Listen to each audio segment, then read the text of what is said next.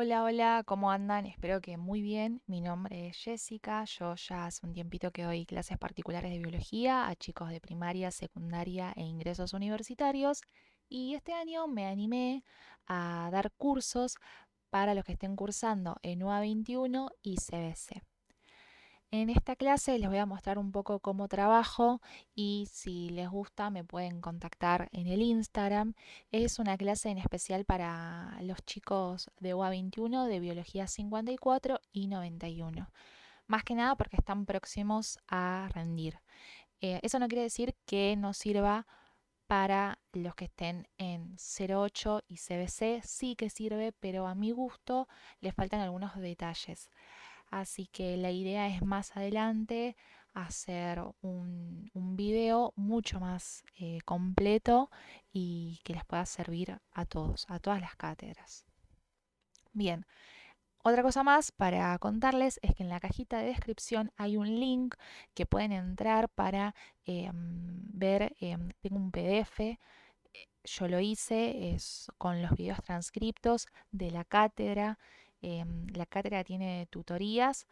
Así que nada, me tomé el tiempo de transcribir todos los videos de esa primera clase.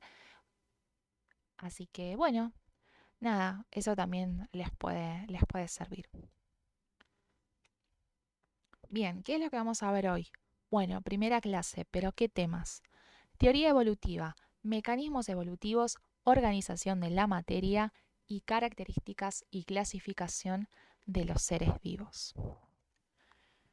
Bien, vamos a empezar por teoría evolutiva. La verdad que es un tema muy extenso. Podría estar hablando horas y horas. Hay solo libros dedicados a este tema.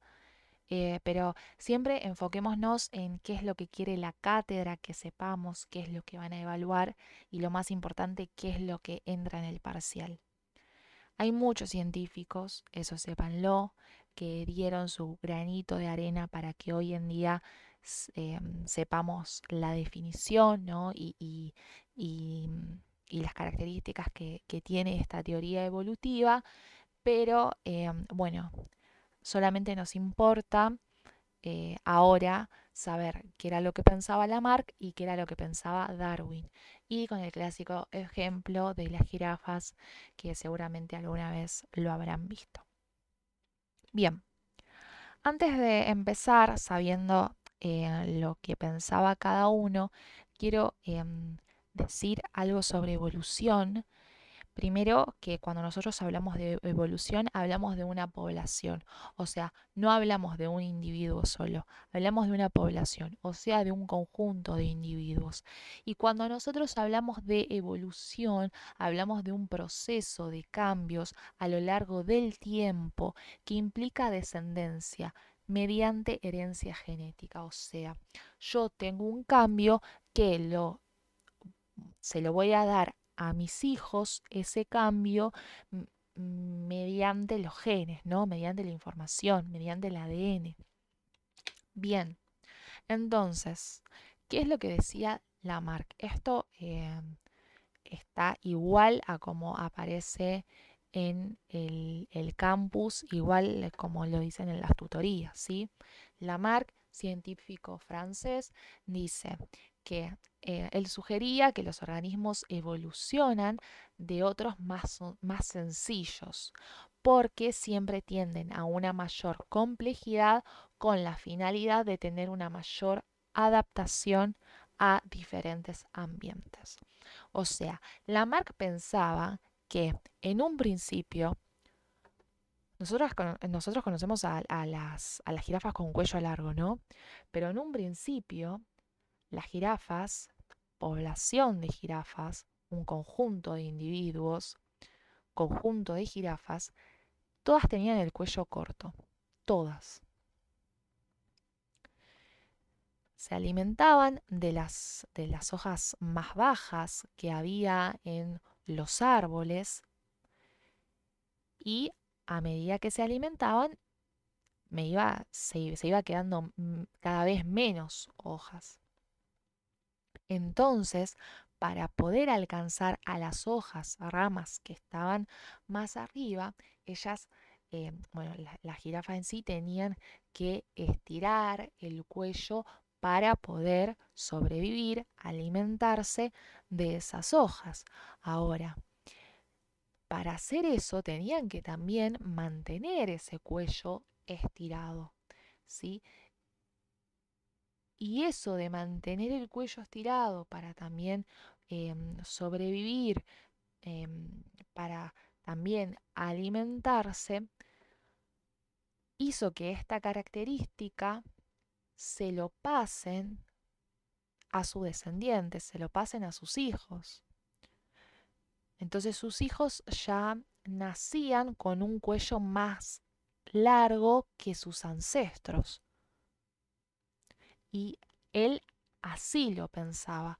Yo tengo una mayor complejidad con la finalidad de tener una mejor adaptación a diferentes cambios ambientales, porque puede ser que se comían todas las hojas, puede ser que haya, que haya que haya habido un cambio ambiental y que solamente estén las hojas más altas de los árboles, ¿no? Entonces, así era como él lo pensaba. En un principio, población original, todas jirafas con un cuello largo, y a medida que iba pasando el tiempo, gracias a mantener estirado el cuello, esta característica se las pasaban a sus descendientes y ya sus hijitos nacían con el cuello súper largo. Viene Darwin, otro científico, y dice, no, la verdad, Lamarck, lo que estás diciendo está mal. Entonces, él dice que esto es un proceso por el cual algunos organismos resultan favorecidos respecto de los demás, lo que permite alcanzar una mayor supervivencia y un mayor éxito reproductivo, siendo la relación entre los individuos y el medio ambiente la responsable de esta selección natural. Selección natural lo vamos a ver después qué significa, pero quiero que entiendan esto de que Darwin decía, mira, en un principio había población de jirafas con cuello corto y otras con cuello largo. Entonces, o puede ser porque o se comían todas las hojas inferiores que había, o porque pasó algo en el ambiente que hacía que solamente haya hojas altas. Entonces, las que quedaban favorecidas eran las jirafas con cuello largo, porque eran las que podían alcanzar, sobrevivir, las que tenían mayor condición física y así adaptarse y reproducirse. Y las que tenían cuello corto y bueno, no podían alimentarse, entonces se terminaban muriendo, se terminaban extinguiendo y solamente quedaban las jirafas con cuello largo. Entonces las jirafas de cuello largo, a través de esta reproducción, hacían una nueva población de jirafas de cuello largo. Y las jirafas de cuello corto ya empezaban a no existir más. ¿Sí? Entonces, estas jirafas de cuello largo siempre tenían ventajas porque siempre podían alimentarse, siempre podían sobrevivir a cualquier cambio en el medio ambiente. Y hay una frase que me gusta mucho que dice, todo ser vivo evoluciona a través de pequeños cambios hasta llegar a ser lo que es. Y acá tengo una imagen que me pareció un poco divertida de Lamarck y Darwin em, peleándose por cuál era realmente la teoría correcta. Y Lamarck decía, las jirafas solo tienen que estirar su cuello para evolucionar. Y Darwin le decía, mentira, en la evolución tiene que haber variación y selección natural. Está buena esta imagen. Bien, seguimos con otro tema que son los mecanismos evolutivos. Vamos a analizar palabra por palabra. Mecanismos, ¿qué es? Son procesos que producen uno o más efectos. ¿Y el evolutivo qué es? Es un proceso de cambio genético en el tiempo. sea, yo en el tiempo, yo y los que vengan, voy a poder pasarles esa evolución gracias a mi genética, gracias a mi ADN, gracias a la información que tenga en esos genes. ¿Sí? Estas dos palabras se relacionan entre sí porque después dan el significado de que los mecanismos evolutivos son varios procesos a través de los cuales se produce el cambio evolutivo, debido a que ocasionan cambios en las frecuencias de los genes de los individuos de las poblaciones. Ok, ¿y cuáles son esos cambios que se pueden relacionar? Bien, entonces, cambios como mutación, como el flujo genético o migración, como deriva génica, como selección natural. Estos cambios a mí me van a afectar en la evolución. Vamos a hablar uno por uno. Miren, tengo la mutación, que son cambios en el ADN que se producen de manera azarosa y pueden darse a nivel del gen como a nivel de los cromosomas. No se enrosquen mucho con el gen o cromosomas. Quédense con esto que les digo, que es que yo puedo tener una mutación en el ADN, ¿sí? En la información, en mi información puedo tener una mutación. ¿Dónde? Bueno, en las células sexuales o reproductivas, o sea, a nivel germinal, o puedo tener una mutación en las demás células del cuerpo, o sea, en la línea somática. Si yo tengo una mutación en la línea germinal, porque pasó, por cualquier cosa que haya pasado, y yo tengo una mutación en el ADN, en mis células reproductivas, o sea, en la línea germinal, esto yo lo voy a poder descender a mis hijos. Mis hijos nacen con esta misma mutación. Ahora, si yo tengo en la línea somática, o sea, en las demás células del cuerpo, una mutación, el día que tenga hijos, yo esto no lo voy a descender. Mis hijos no van a tener esta mutación. ¿Sí? Bien. Flujo génico o migración. Grupos de individuos pequeños de una población que migra hacia otro lugar donde hay una población preexistente de esa especie. O sea, tenemos dos poblaciones, azules y rojas.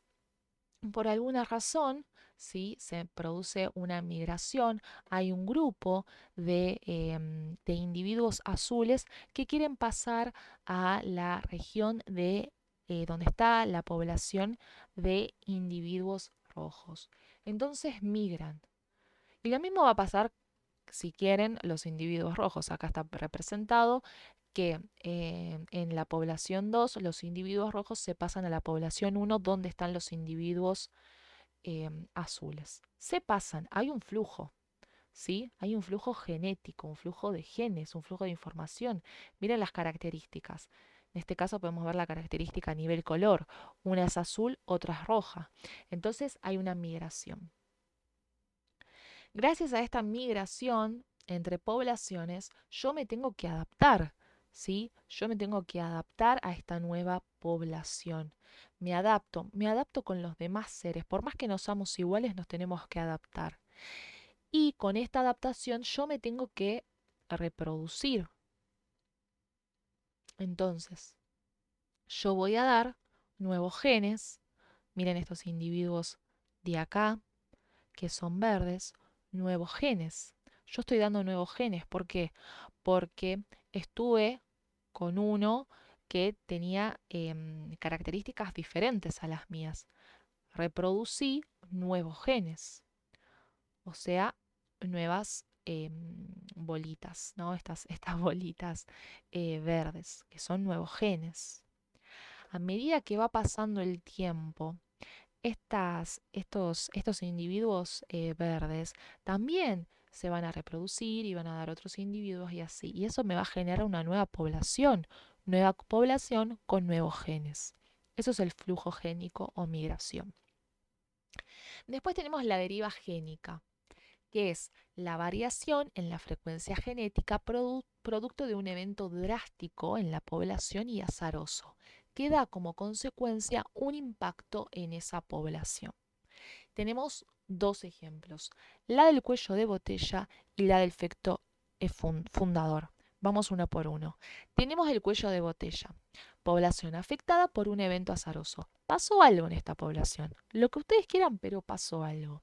Nosotros tenemos una población inicial en la cual pasó algo. Por ejemplo, agarré esta botella con estos individuos, con estas bolitas, y las pasé a un recipiente.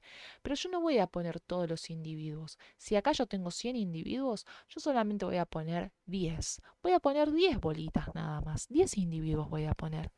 Que miren que son, o sea, las características, vieron que una es roja, otra es verde, etcétera, son, o sea, la cantidad es de manera azarosa, no son iguales los individuos de color rojo que los verdes que los naranja.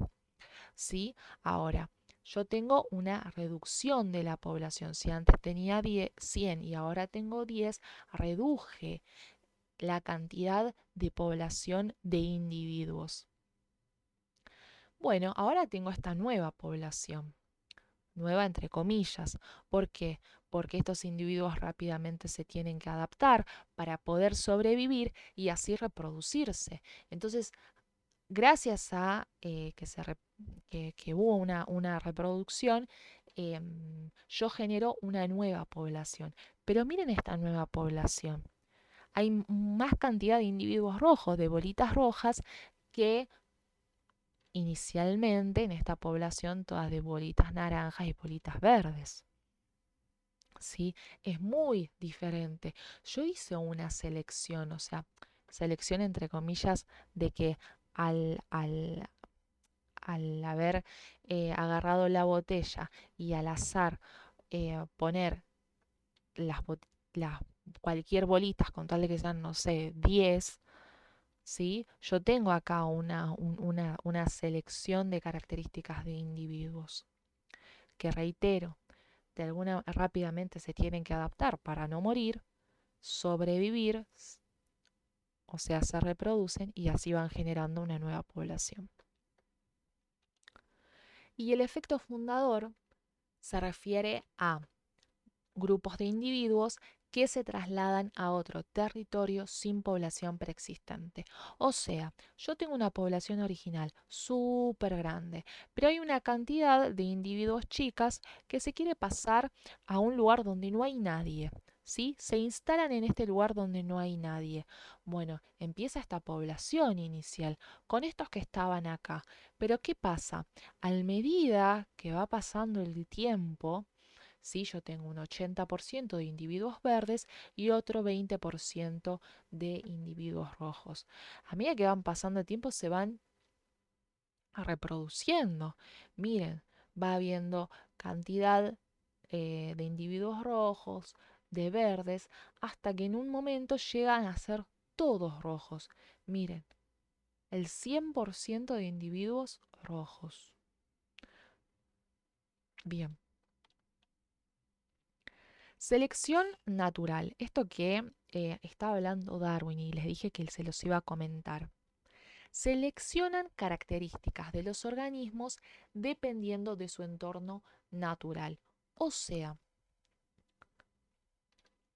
antes de que pase alguna catástrofe, antes de que pase algo en el medio ambiente, yo tenía esta selección. O sea, tenía individuos de muchas características.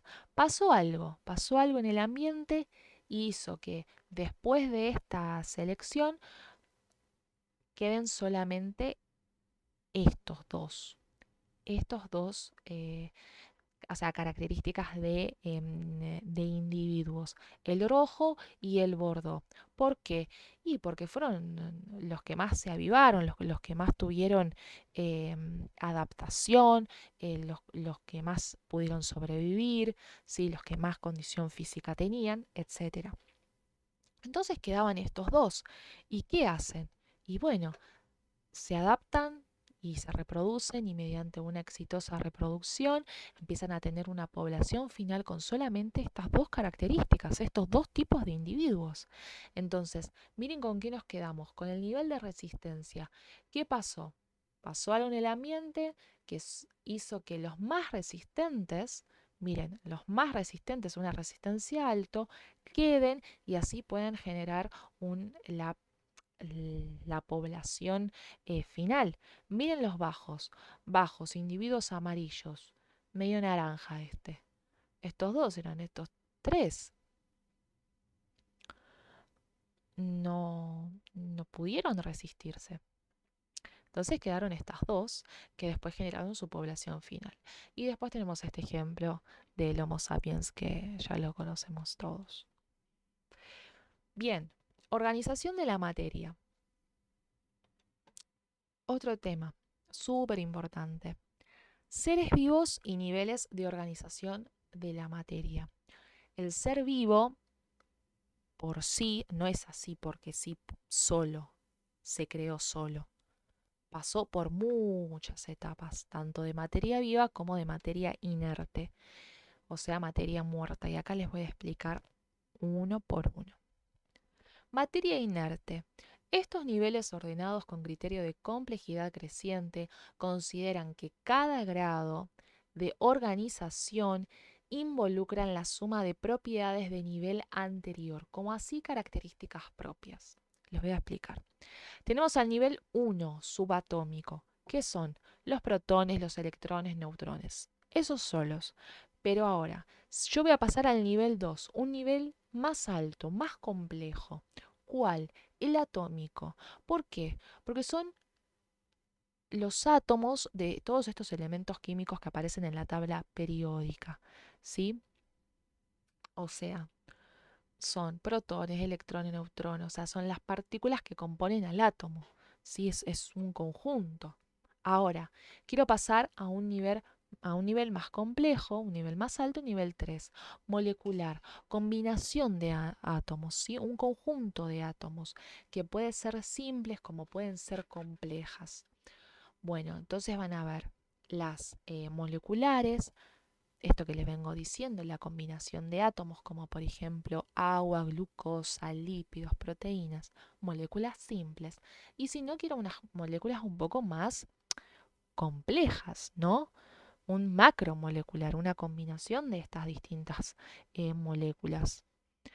No sé, como por ejemplo los ribosomas. O este ejemplo del ADN que puse acá. Quiero pasar a un nivel más alto todavía, un nivel más complejo. El 4, el subcelular. Son estructuras que realizan funciones específicas en la célula, como por ejemplo las mitocondrias. Hasta ahí, todo esto es materia muerta. Ahora pasamos a materia viva. Yo les pongo nivel 1, pero no es que nosotros empezamos de acá.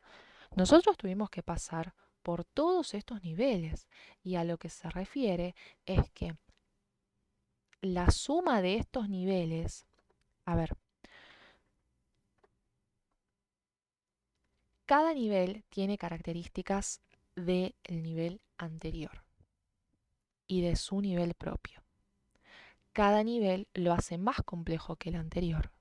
¿Por qué? Porque tiene la suma de las características de los niveles anteriores más características propias de su nivel. Esto es lo que me está diciendo acá. Entonces vamos a la parte de la materia viva, el nivel celular. Nivel celular, célula, la unidad de la vida más importante, es la unidad estructural y funcional de todo ser vivo. Una célula, la función de la vida. Bueno, ahora vamos al nivel tisular, tejido, conjunto de células con características similares que se unen para realizar una función específica. O sea, yo tengo un tejido gracias a qué? Gracias al conjunto de células. ¿Ven? Yo tengo que ir a un nivel anterior Tengo las características del nivel anterior, que en un nivel más grande se hace el conjunto, o sea, el conjunto de células, y además características propias de, por ejemplo, el nivel tisular. Nivel órgano, paso a un nivel más, nivel órgano, que es el nivel de cualquier órgano, o sea, del conjunto de tejidos que forman una unidad funcional. Es el conjunto de tejidos, o sea, un nivel anterior que es el tejido, pero si le sumo otro tejido, más otro tejido, más otro tejido, me forma un órgano. Que acá yo pongo como ejemplo al corazón. Entonces, el nivel tisular, ¿cuál va a ser? Bueno, el tejido cardíaco. Y el nivel celular, ¿cuál van a ser? Las células del corazón. ¿Cuáles? Y, por ejemplo, un miocardiocito, que es una célula del corazón. Ahora vamos a un nivel más, el nivel de sistema de órganos, conjunto de órganos que cumplen una función determinada. Varios órganos, como el corazón, el pulmón, el hígado, ¿sí? Otro nivel más complejo, con más características, con todas las características acá que estuvimos hablando. El nivel de organismo, ¿sí? El individuo en sí. Puse hasta el 5, esto sigue igualmente. Hablamos de población como conjunto de individuos, hablamos de comunidad como conjunto de población, hablamos de ecosistema como conjunto de comunidad y hablamos de biosfera como todos los seres vivos que habitan en nuestro planeta. ¿Sí? Buenísimo. Ahora vamos por las características y clasificación de los seres vivos. Otro tema más de la primera clase. Estas características que les voy a decir se tienen que cumplir absolutamente todas. Si se cumplen todas menos una, no es un ser vivo. Todas se tienen que cumplir. Acá tenemos una, dos, tenemos seis y acá también tenemos seis. O sea, si yo digo 11 características, son 12, ¿no? Son 12 características en total. Pero yo menciono 11 y hay una que no se cumple, entonces esa, o sea, no puede ser un ser vivo. Todas las características se tienen que cumplir. Empecemos. Al menos una célula. Todos los seres vivos están formados por al menos una célula. Hay otros seres vivos que están formados por muchas células, pero al menos una célula para ser considerado un ser vivo. Organización. Los seres vivos surgen de la integración y ordenamiento de los diferentes niveles de organización de la materia. ¿Qué quiere decir? Esto que estuvimos hablando. Los niveles están organizados. Yo no puedo pasar de átomo a órgano, así porque sí.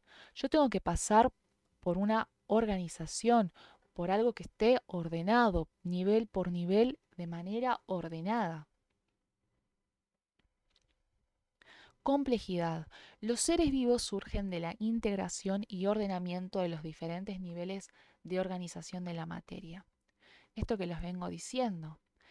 Cada nivel tiene sus propias características y cuando yo voy a un nivel más alto que el anterior, yo lo estoy haciendo más complejo todavía. Imagínense un electrón a comparación de un sistema de órganos. Sistema de órganos es mucho más complejo. Tuvo que pasar por todas estas características más las características propias del sistema de órgano que tiene. Bien, seguimos. Sistemas abiertos. Pueden intercambiar materia y energía con el medio que los rodea. Estamos preparados para eso. Metabolismo. Conjunto de reacciones químicas que ocurren en el interior de las células, tanto anabólicas como catabólicas. ¿Sí? O sea, seguimos. Intercambiamos permanentemente en materia y energía con nuestro entorno. ¿Sí? Después, lo de anabolismo y catabolismo lo veremos en las próximas clases. Homeostasis es la capacidad de mantener constante las condiciones físicas y químicas de mi interior. Yo tengo que generar un equilibrio, ¿sí? Por eso, por ejemplo, no sé, la temperatura, concentraciones químicas, la presión, pueden ser muy diferentes entre el medio externo y el interno del individuo. Por eso, para poder realizar sus funciones vitales, los organismos desarrollan complejos mecánicos de regulación interna. Y un ejemplo de homeostasis es el mantenimiento de la temperatura corporal. Cuando la temperatura de nuestro cuerpo sube por sobre el promedio, de ejemplo, tenemos fiebre, se produce el mecanismo el mecanismo homeostático de la transpiración, el sudor. Al evaporarse, absorbe el exceso de calor, bajando la temperatura corporal. Yo tengo que hacer un feedback. Si yo tengo algo elevado, lo tengo que bajar, ¿sí? ¿Cómo? Bueno, mediante esta homeostasis, mantener equilibrio. Seguimos a las demás características de los seres vivos. Irritabilidad, capacidad de reaccionar ante las señales que perciben de su entorno. Ahí lo escribí mal, puse entrono, pero es entorno, después lo voy a arreglar. Entonces, nosotros tenemos al sistema nervioso, ¿sí? En el cual nosotros podemos percibir mediante señales nuestro entorno y estímulos, ¿sí? Bueno, la información de afuera, nosotros lo podemos percibir, qué es lo que está pasando, lo podemos percibir, ¿sí? Y por supuesto, la respuesta ante estos estímulos es muy variada, ¿no? Es según la especie. No va a actuar de la misma manera un león que un ser humano ante un estímulo, ¿sí? Bien, la adaptación se refiere a que el ser vivo puede ser capaz de modificar su conducta frente a estímulos del medio interno y externo, ¿sí? Si yo estoy en un nuevo lugar, yo tengo que ser capaz de adaptarme a ese nuevo cambio, ¿no? También para qué, para poder sobrevivir. La evolución. Estas adaptaciones se pueden heredar, transmitir a la descendencia, decimos que evolucionan, todo esto que estuvimos hablando, ¿sí? Y la autopoiesis, que es la capacidad de autoproducirse. Bien. Vamos a hablar ahora de la clasificación de los seres vivos. De acuerdo a su número de células, dijimos que al menos una célula para ser considerado un ser vivo. Se puede. Un unicelular, ¿sí? Un, un organismo unicelular de una sola célula, como por ejemplo las bacterias. Ahora, dos o más células se llaman organismos pluricelulares. Como por ejemplo, acá puse una imagen de una ardillita. O por ejemplo, nosotros tenemos dos o más células, ¿no? Tenemos más de dos células. Bien, otra clasificación de los seres vivos es la presencia o ausencia de núcleo. En el núcleo nosotros tenemos el ADN, nuestra información, ¿sí? Entonces, si tengo núcleo, estoy hablando de una célula eucariota. Si no tengo núcleo, estoy hablando de una célula procariota. Estas son sus organelas. No significa que la célula procariota no lo tenga, pero bueno, a modo exagerado, quería mostrarle que una célula procariota no tiene núcleo. Entonces, ¿tiene ADN? Sí, obvio que tiene ADN. Está ahí, en el citoplasma, ¿sí? En el citosol. Bien.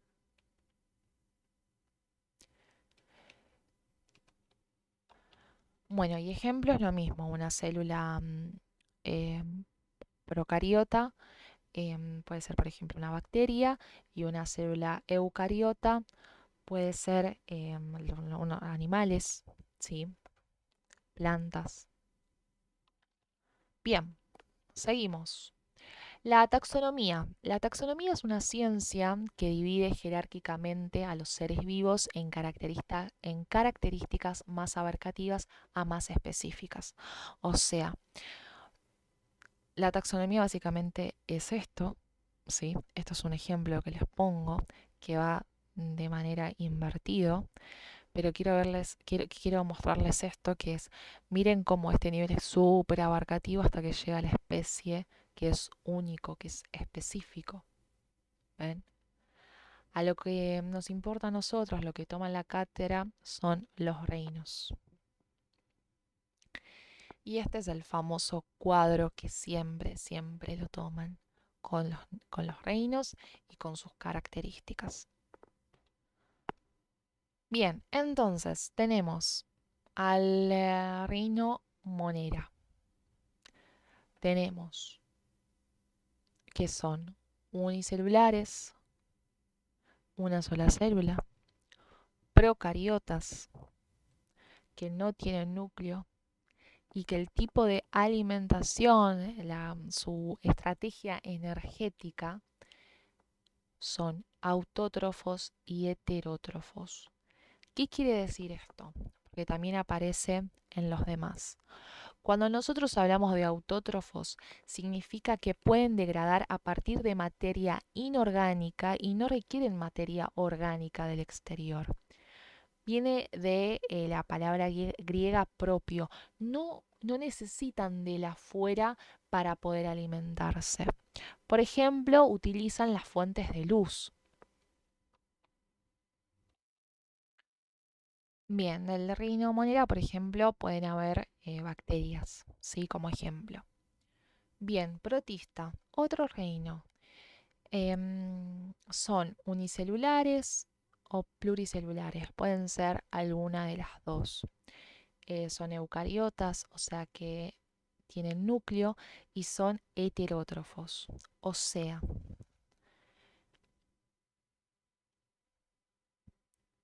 usan materia orgánica del exterior que va a ser degradada para que los organismos obtengan energía. O sea, yo tengo que tener algo del exterior para poder utilizarlo y así obtener energía.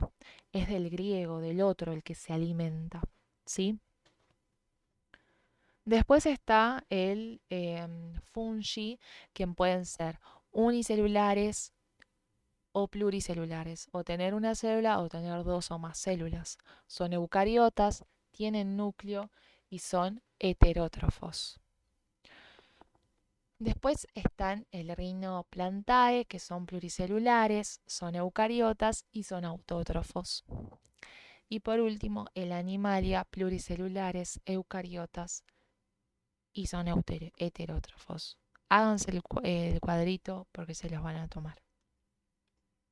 Seguimos. Bueno, entonces acá tenemos las conclusiones generales, ya finalizamos la clase. Se divide en teoría, en la materia y en seres vivos. Tenemos a teoría, lo que dice Lamarck, que los seres vivos derivan de especies más antiguas y más sencillas, y este proceso es progresivo. Y tenemos a lo que dice Darwin, que es el medio el que selecciona esos caracteres porque sobreviven más y mejor. Tenemos estos mecanismos evolutivos como la mutación, el flujo génico o migración, deriva génica, selección natural.